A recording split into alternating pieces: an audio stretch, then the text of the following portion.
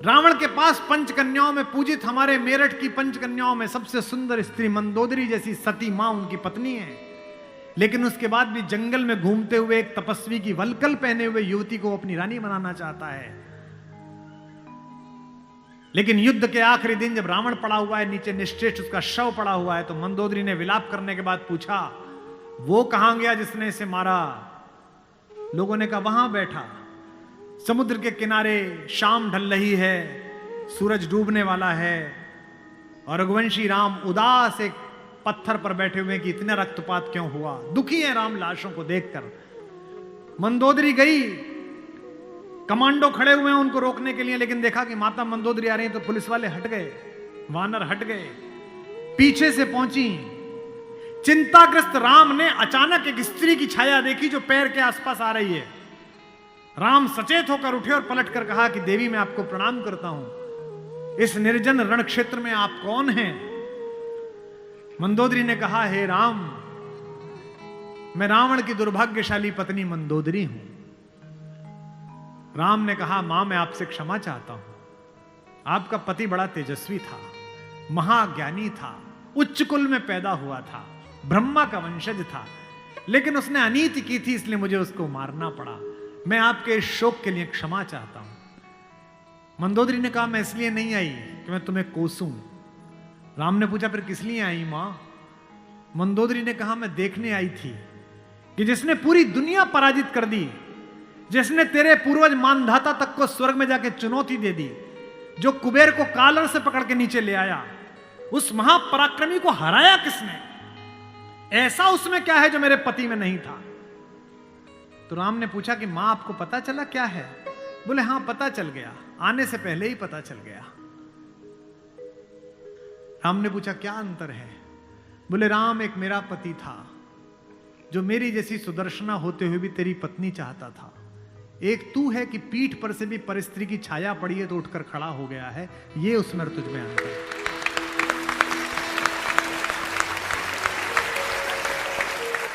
लोग भी कैसे कैसे, भाई छोड़िए, पत्नी छोड़िए, पिता छोड़िए, माता छोड़िए, शत्रु भी कैसा भाई। इस कहानी का तो विलेन भी कितना खूबसूरत है, कितना कमाल का विलेन है। उत्तम कुल पुलस्त मुनि नाती, पुलस्त का नाती है भगवान शंकर का अनन्य भक्त, दशग्रीव, 10 सिर नहीं है उसके, ये सम्मित है, ये जो रामलीला में लगा देते हैं। 10 दिमागों के बराबर का आईक्यू है, जिसके ऊपर 10 सिरों की कृपा चलती हो, 10 काम एक साथ करता हो, 10 तरह से सोचता हो, उसका नाम दशानन है, 10 सिर वाला है वो। 9 ग्रह उसके चरणों में लेटे हुए हैं, शनि के ऊपर तो पैर रखे बैठा है, फिर भी राम से हार गया। क्यों हार गया? कारण बताता हूं। राम इच्छाओं से मुक्त हैं और रावण इच्छाओं के पाश में बंधा हुआ है।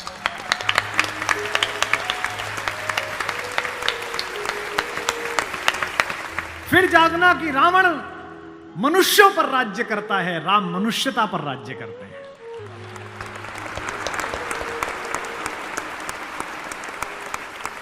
आपको पता है कि जब भगवान ने युद्ध शुरू किया तो पूजा की, राम ने कहा जामवंत से, जामवंत सबसे सीनियर हैं, वो भी ब्रह्मा जी के पोते हैं, रावण के दादाजी के दोस्त हैं, पुलस्थ मुनि के नाना के। कहा कि प्रभु महाराज जामवंत जी, मैं युद्ध करने जा रहा हूं, उससे पहले मैं पूजा करना चाहता हूं। जामवंत ने कहा करिए महाराज। तो बोले मेरे आराध्य तो शंकर हैं, शंकर राम की पूजा करते हैं और राम शंकर की पूजा करते हैं, इस कहानी से बड़ा समन्वय किसी का नहीं हो सकता। जामवंत ने कहा पूजा कर लीजिए महाराज।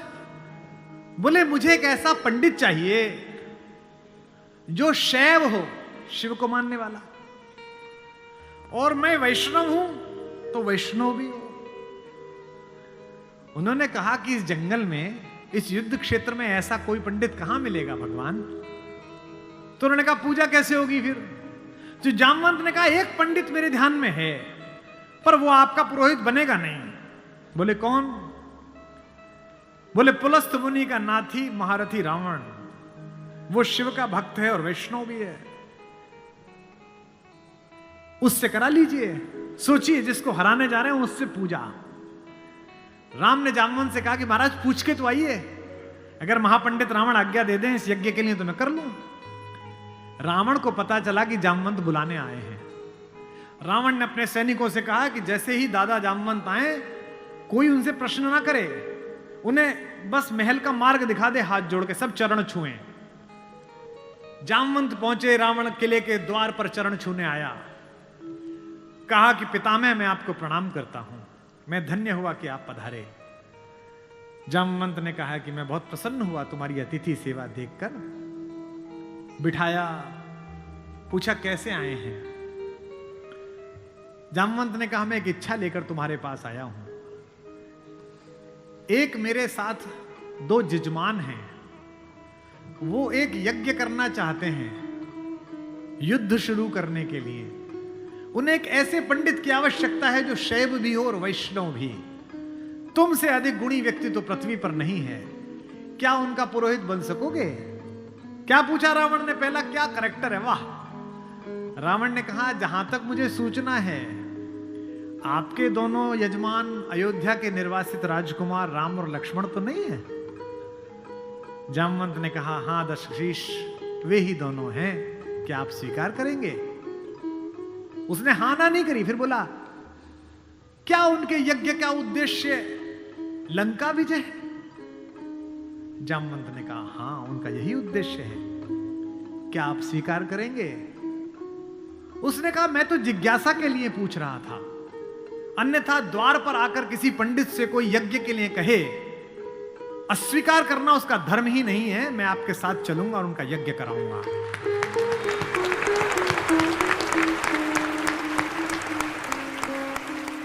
जामवंत ने कहा कि क्या मुहूर्त निकला? उसने नवग्रहों को बुलाया, बोले इधर बैठ, तू इधर बैठ, तू इधर बैठ। वो तो अपने ही हाथ में था, तू मिनिस्टर ऑफ स्टेट, तू फुल कैबिनेट। बता कितने बजे?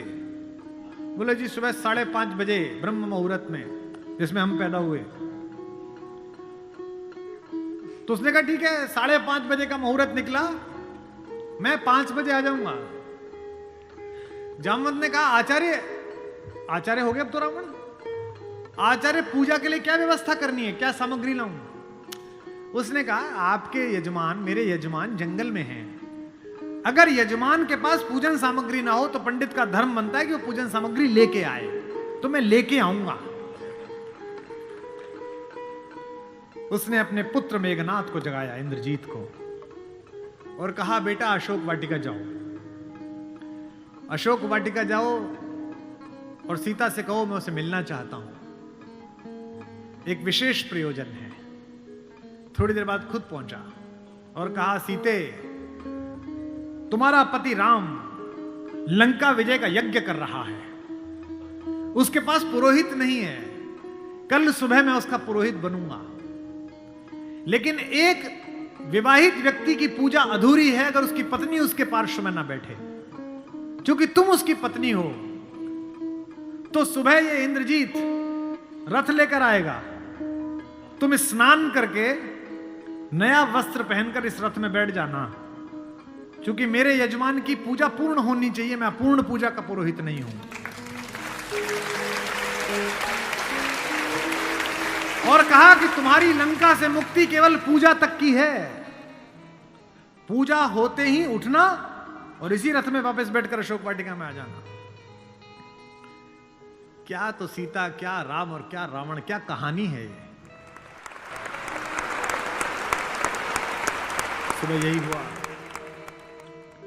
शिवलिंग की स्थापना हुई, बालुका की मृत्यु से एक विग्रह बनाया राम ने अपने ओजस्वी हाथों से। राम आजानुबाहु हैं, घुटने तक हाथ आते हैं उनके, ये पुरुषोत्तम का लक्षण है।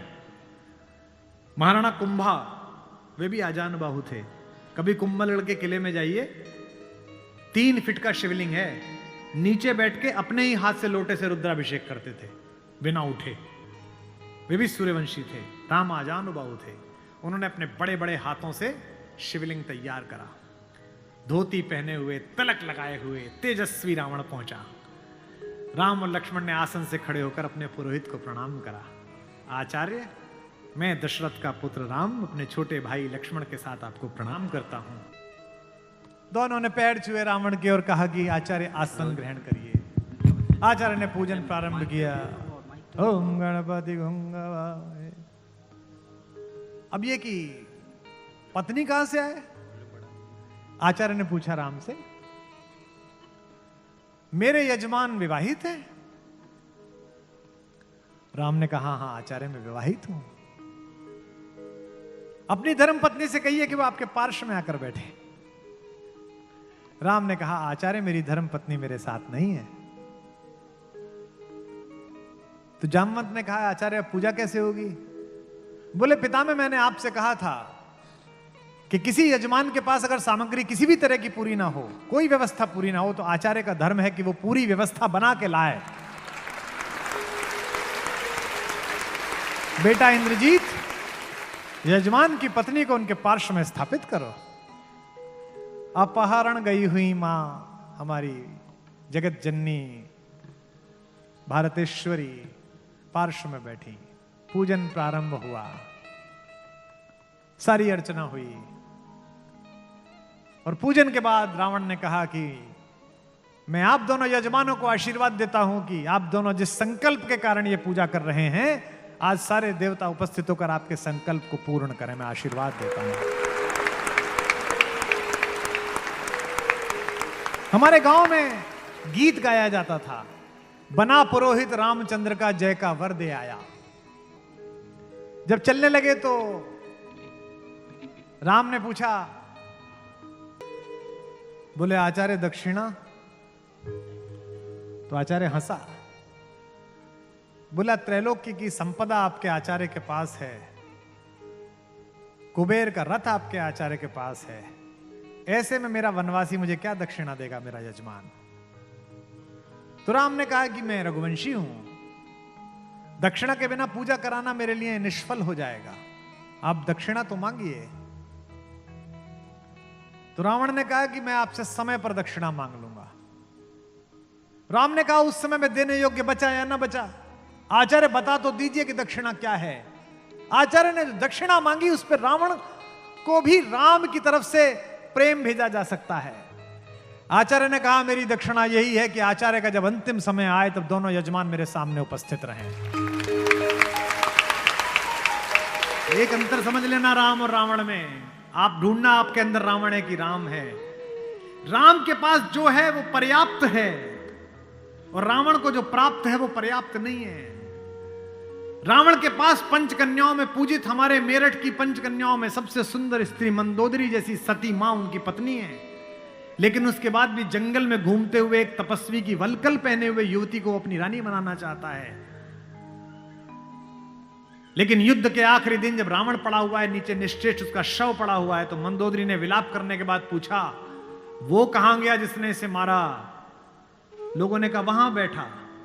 समुद्र के किनारे शाम ढल रही है, सूरज डूबने वाला है और रघुवंशी राम उदास एक पत्थर पर बैठे हुए कि इतना रक्तपात क्यों हुआ। दुखी है राम लाशों को देखकर।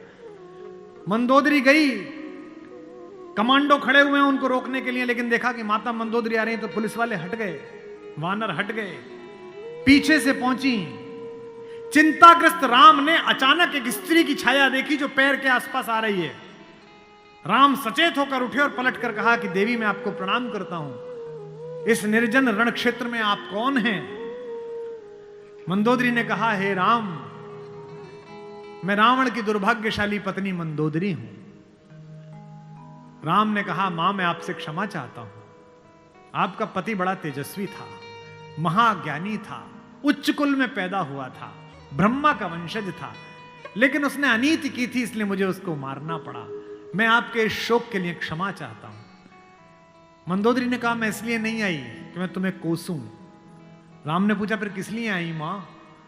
मंदोदरी ने कहा मैं देखने आई थी कि जिसने पूरी दुनिया पराजित कर दी, जिसने तेरे पूर्वज मानधाता तक को स्वर्ग में जाके चुनौती दे दी, जो कुबेर को कालर से पकड़ के नीचे ले आया, उस महापराक्रमी को हराया किसने?